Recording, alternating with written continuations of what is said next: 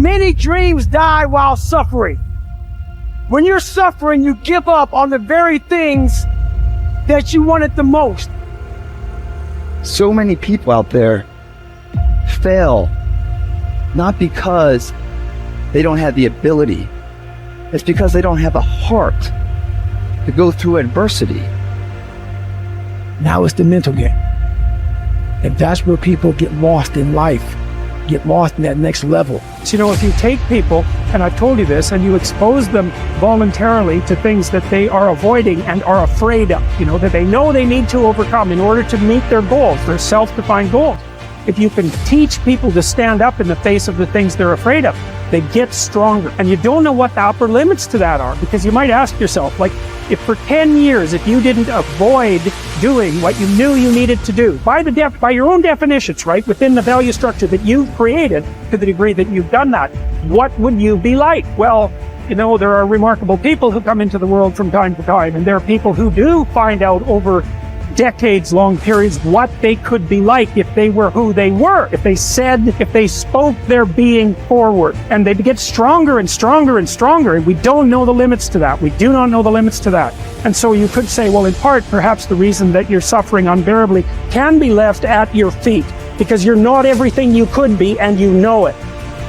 Now, whatever goal you have, you're going to have some opposition, you're going to have some difficulties, you're going to have some challenges, you're going to have your inner conversation telling you can't do it, and you're going to have people thinking at you. You got to talk to yourself when you begin to think negative.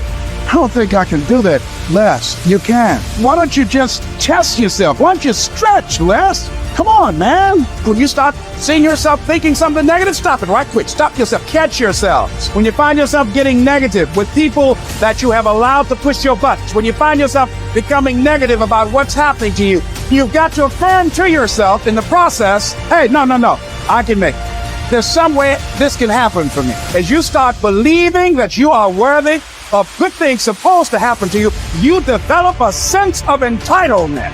Good things supposed to happen to me. Working on yourself, watching that inner dialogue, it will determine the quality of your life.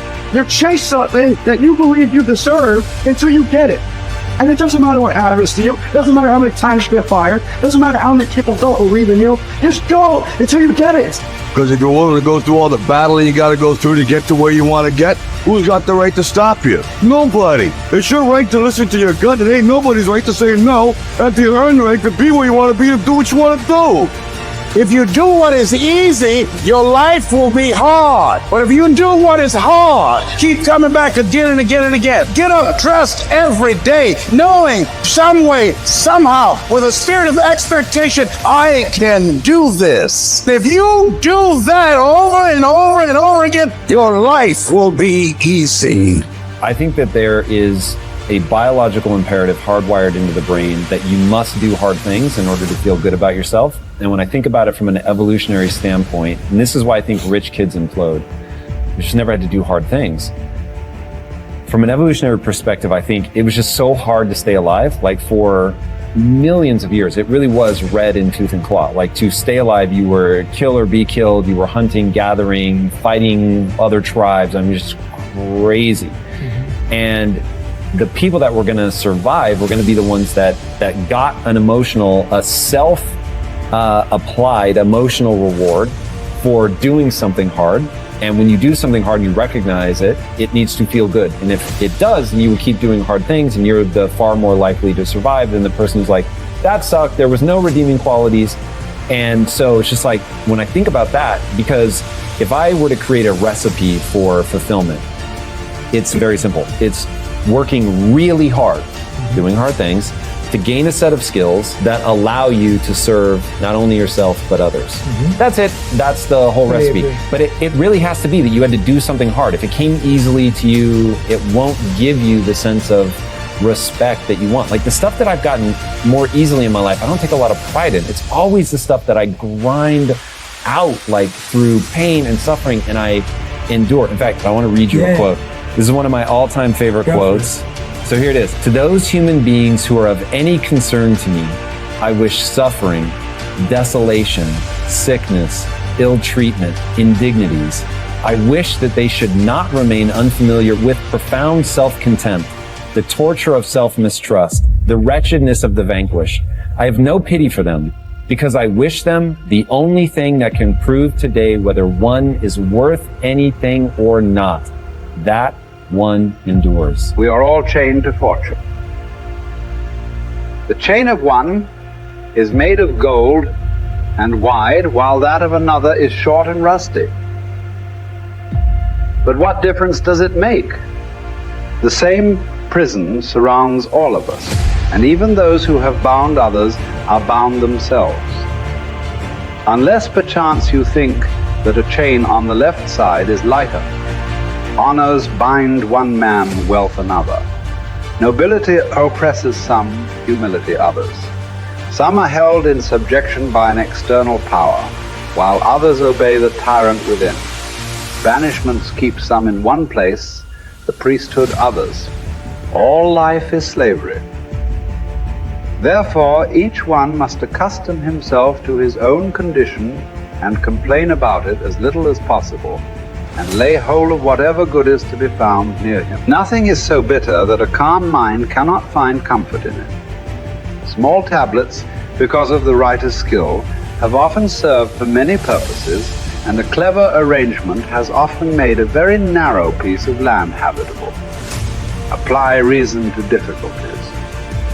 Harsh circumstances can be softened, narrow limits can be widened, and burdensome things can be made to press less severely on those who bear them cleverly. We are emotional creatures. We all study, like you're talking about it, using your brain. You're such a smart person. I love you dearly. And you analyze it all. But your effing brain isn't going to do shit. What's going to do it is enough emotion. Well, emotion is the power. Emotion is what starts wars. It's what ends wars.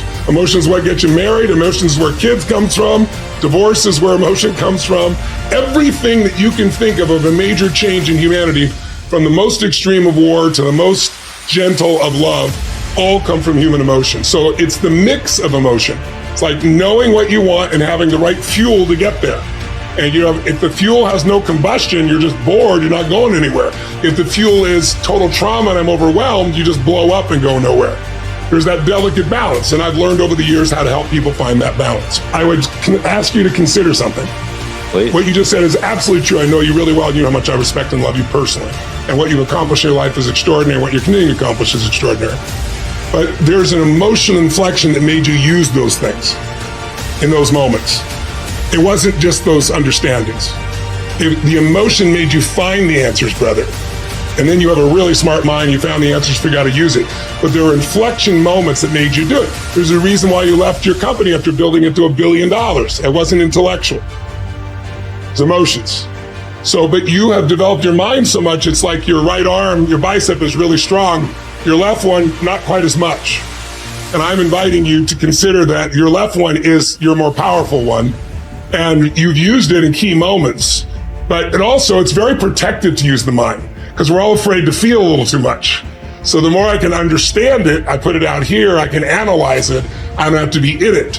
But the truth is, where the real impact is when there's enough emotion that gets you to apply the things that you understand intellectually, right? Or find the answer that you didn't even have the answers. You found the answers intellectually because the emotion drove you.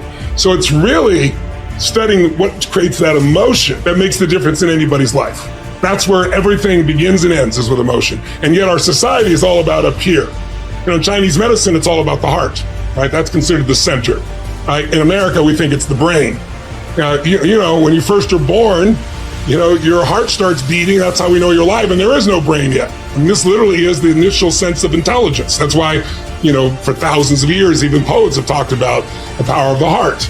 Well, the heart has tremendous power, and there's a biochemical connection between the brain and the heart that I know you know about. And learning how to use that is where you create more lasting change. When I was understanding it all, I was good.